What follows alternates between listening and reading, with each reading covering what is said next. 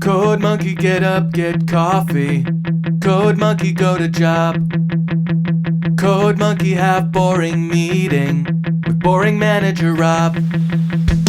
Rob say code monkey very diligent, but his output stink. His code not functional or elegant. What do code monkey think? Code monkey think maybe manager wanna write login page himself. Code monkey not say it out loud. Code monkey not crazy, just proud. Code monkey like Fritos. Code monkey like Tab and Mountain Dew. Code monkey very simple man. Big warm fuzzy secret heart. Code monkey like you. Code monkey like you.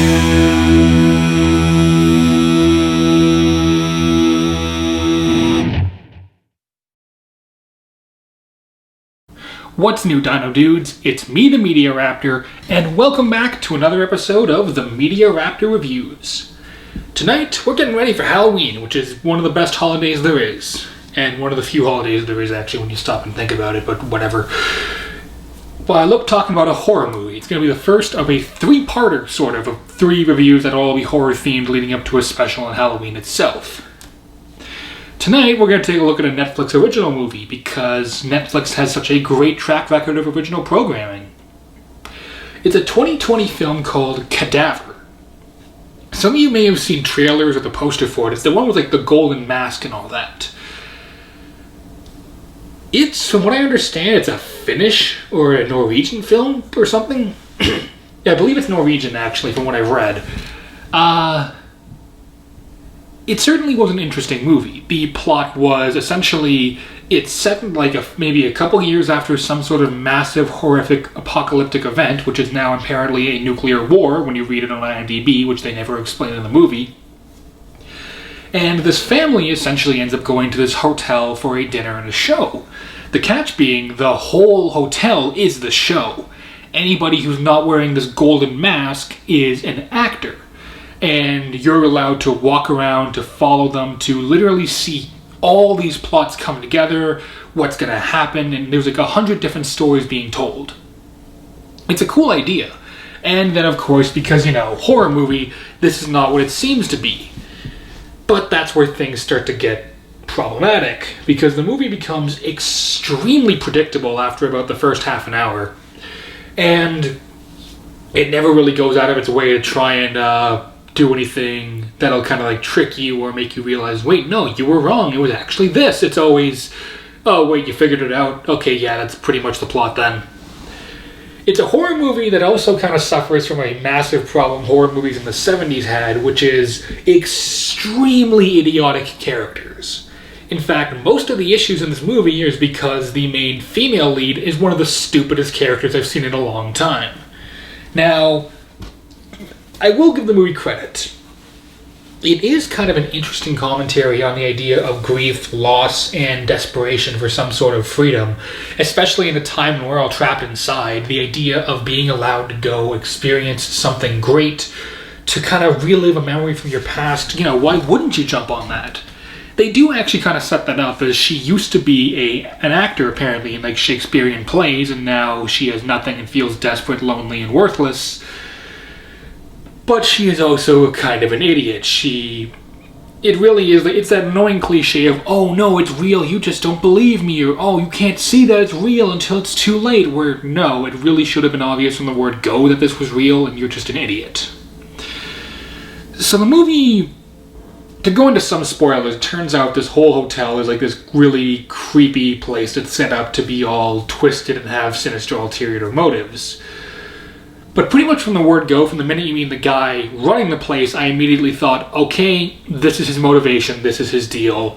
And then halfway through the movie, they just show you a newspaper clipping saying, hey, this, and this, with 3 headlines that would never be printed in a newspaper. It's like it's the lazy exposition kind of newspaper sort of thing in a movie, not the creative or clever, hey, put it together yourself by taking these hints. It's, no, this is just the way it is.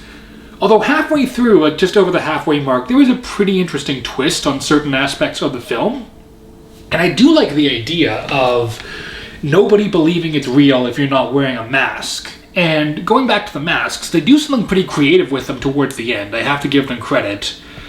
But overall, the film feels a lot like an episode of Tales from the Crypt. But not exactly a great episode of... Sorry, my cat's coming to my cat is wandering by. Hey, buddy. Hey. Lump. This is Cole. He's a good cat. It doesn't exactly feel like a great episode of Tales from the Crypt, but it certainly does have the atmosphere, the creepy ideas, and I think there is a really cool idea, but I don't feel like a movie was the right idea for it. Something else which doesn't exactly help the movie is the acting. Now, I don't know if this movie was dubbed or not, because there were a number of shots when it looks like a character is speaking but only says half of a word until it cuts to someone else and you hear the rest of what they're saying. But a lot of the times it actually feels like they say half a sentence in like Norwegian maybe, or like the way the mouth movement doesn't line up with what's being said. Maybe I'm just being crazy, but really the acting isn't great. And the writing isn't helping matters. It's not even like the dialogue was super clever or smart to begin with. It was okay. I didn't hate the characters, but there's a lot about the world they try and set up that does not get explained. Sorry if the camera starts shaking. Cole is currently using the tripod as a scratching post. Like, there's a lot about this movie that just doesn't get explained, and you kind of feel like, oh, well, then what's the point of watching it? I'd say for the creative kills and all that, and the special effects, but aside from the costumes and the sets, there isn't really a whole lot of special effects. There's very minimal blood, despite the fact that this thing had like an R rating on Netflix. There's very, very few kills, and the few that are here are extremely unsatisfying, because it feels like with what this place turns out to be, you'd expect more over-the-top gore, more out there death, sort of, but they don't really do anything with it. It just sort of happens twice, and yeah, the film is shot well. The film is framed well. The lighting is pretty good. Like I said, the sets and costumes look really good. But overall, I can't really recommend Cadaver. It's an okay movie. If you want to watch it, go ahead.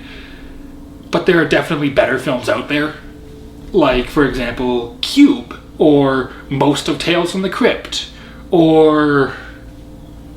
shoot, I forgot the name of the movie, but, you know, there's a lot of movies out there that do this idea of, like, a hotel of some sort that's even has, like, ulterior motives, but does it better. Even Hazbin Hotel does it better. It's only a 22-minute short. Overall, I didn't hate Cadaver, but I'm only really giving it 1.5 to 2 Raptor claws out of 4. At least it looked nice, was filmed well, edited well, but it wasn't exactly the best acting or writing I've seen in a long time. It was certainly better than the last horror movies I watched on Netflix, but that's not saying much. Sorry, Cole's just using the tripod as a scratching post. I don't know what's up with him today. So, with all that being said, that's all the time I got for this episode. So until next time, this has been the Media Raptor. As always, saying keep cool, and I'll see all you dino dudes around. Later.